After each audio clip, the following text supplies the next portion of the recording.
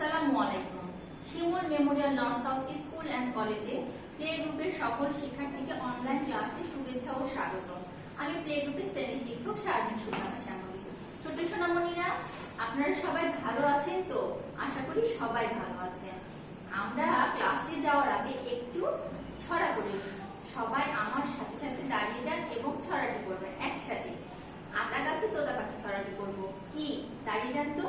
1 2 3।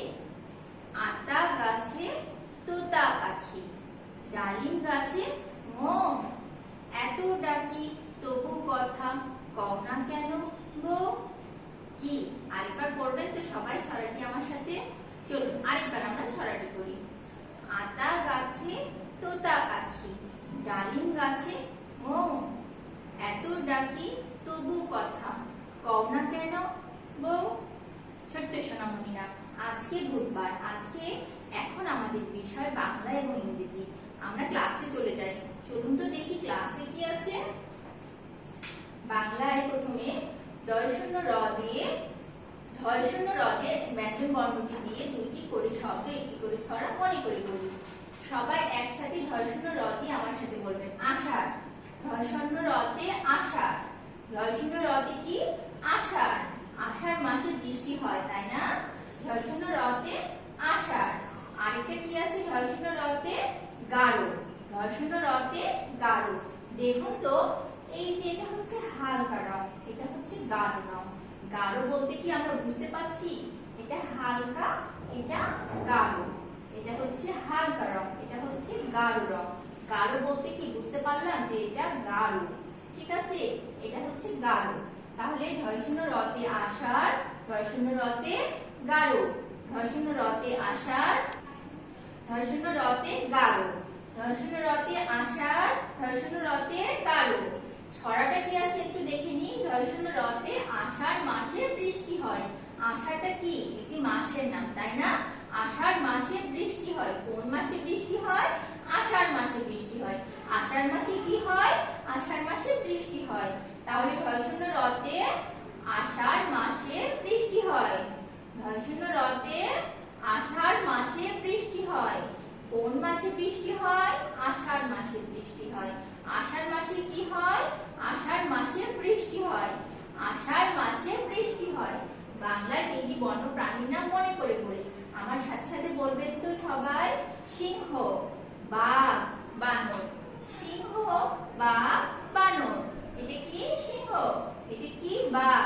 এটা বানর।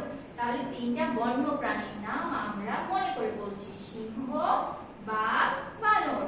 সিংহ, বাঘ, বানর। সিংহ, বাঘ, বানর।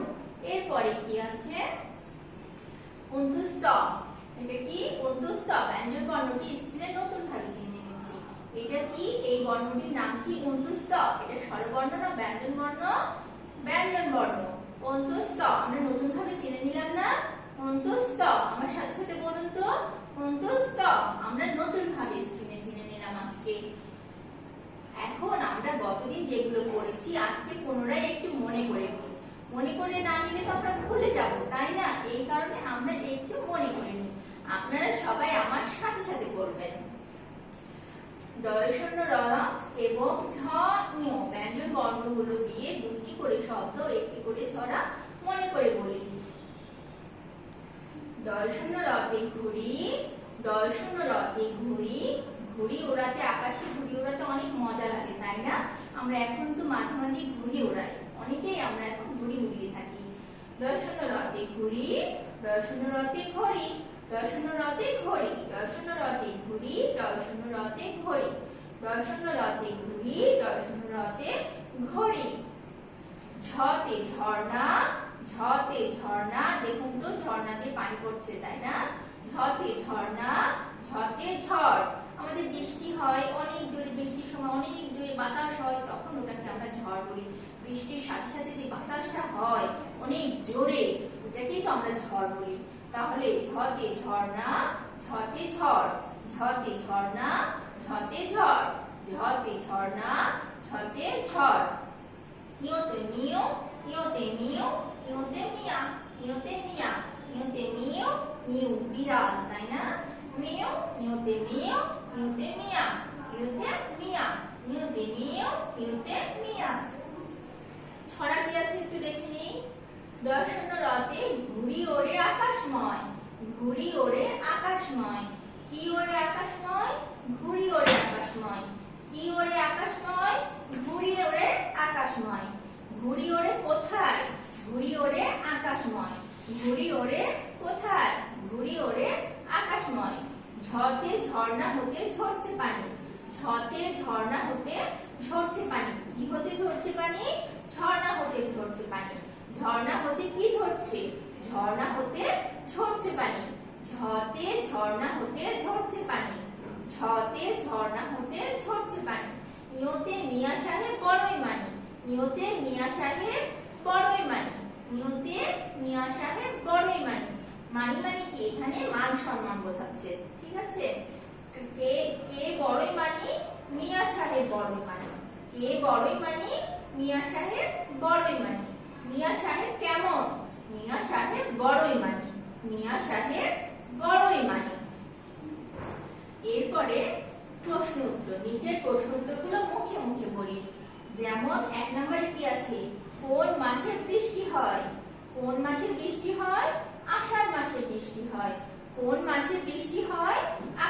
আষাঢ় মাসে বৃষ্টি হয়। আষাঢ় মাসে কি হয়? আষাঢ় মাসে বৃষ্টি হয়। আষাঢ় মাসে কি হয়? আষাঢ় মাসে বৃষ্টি হয়। 2 নম্বরে কি আছে? ঢয়শূন্য রতে কি হয়? আষাঢ় গাঢ়। ঢয়শূন্য রতে কি হয়? আষাঢ় গাঢ়। ঢয়শূন্য রতে কি হয়? আষাঢ় গাঢ়। আষাঢ় গাঢ়। ঢয়শূন্য রতে কি হয়? আষাঢ় গাঢ়। আমরা এখন ইংরেজিতে কি আছে একটু দেখে নিই। আমাদের ইংরেজিতে আমরা যেগুলো গতদিন পড়েছি, আমাদের তো সব পড়া হয়ে গেছে, আমরা পুনরায় মনে করে সব পড়ব। Let's know two words and their meaning with the letters ST. ST letter গুলো দিয়ে দুটি করে ওয়ার্ড ও অর্থ শিখে নিন। S for snake, S for snake, S for snake, snake অর্থ সাপ, snake অর্থ সাপ, snake অর্থ সাপ। S for snail, S for snail, snail অর্থ শামুক, snail অর্থ শামুক। S for snake, S for snake, S for snake, S for snail, S for snake, S for snail, snake অর্থ সাপ, snail অর্থ শামুক, snake অর্থ সাপ, snail অর্থ শামুক। T for tortoise, T for tortoise, tortoise অর্থ কচ্ছপ, tortoise অর্থ কচ্ছপ। T for toys, toys অর্থ খেলনা, T for toys, toys অর্থ খেলনা। T for tortoise, T for toys, T for tortoise, T for toys, T for tortoise, tortoise অর্থ কচ্ছপ, T for toys, toys অর্থ খেলনা। T for tortoise, tortoise অর্থ কচ্ছপ, T for toys, toys অর্থ খেলনা। আমরা তো সবই জানি, তাই না? আমরা শুধুমাত্র মনে করে নিচ্ছি একটু। এখন দেখি তো কি আছে। Let's learn 3 colors in English and Bengali. Bangla ও ইংরেজিতে 3টি রঙের নাম শিখেও চিনে নিন। সবাই দেখুন তো, এটা কি রং? সবুজ।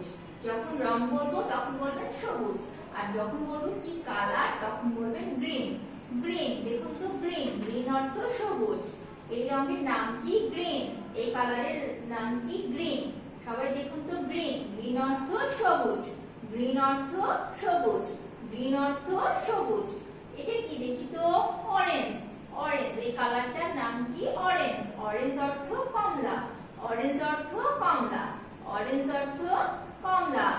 এটা কি? ব্ল্যাক, ব্ল্যাক অর্থ কালো, ব্ল্যাক অর্থ কালো, ব্ল্যাক, কালো না এটা? ব্ল্যাক অর্থ কালো। তাহলে আমার সাথে সাথে বলবেন সবাই, গ্রিন, অরেঞ্জ, ব্ল্যাক। আবার বলুন তো, green, orange, black, green, orange, black. কি colour? Green, orange, black. Green অর্থ সবুজ, গ্রিন অর্থ সবুজ, অরেঞ্জ অর্থ কমলা, অরেঞ্জ অর্থ কমলা, ব্ল্যাক অর্থ কালো, ব্ল্যাক অর্থ কালো। গ্রিন অর্থ সবুজ, অরেঞ্জ অর্থ কমলা, ব্ল্যাক অর্থ কালো। কি আমরা সবাই তো জানি, তাই না? আমরা সবাই জানি, তাও একটু একটু করে মনে করে নিচ্ছি। ছোট সোনামণিরা, আজকে যতটুকু ক্লাস হলো আপনারা সেগুলো ভালো মতো বাসায়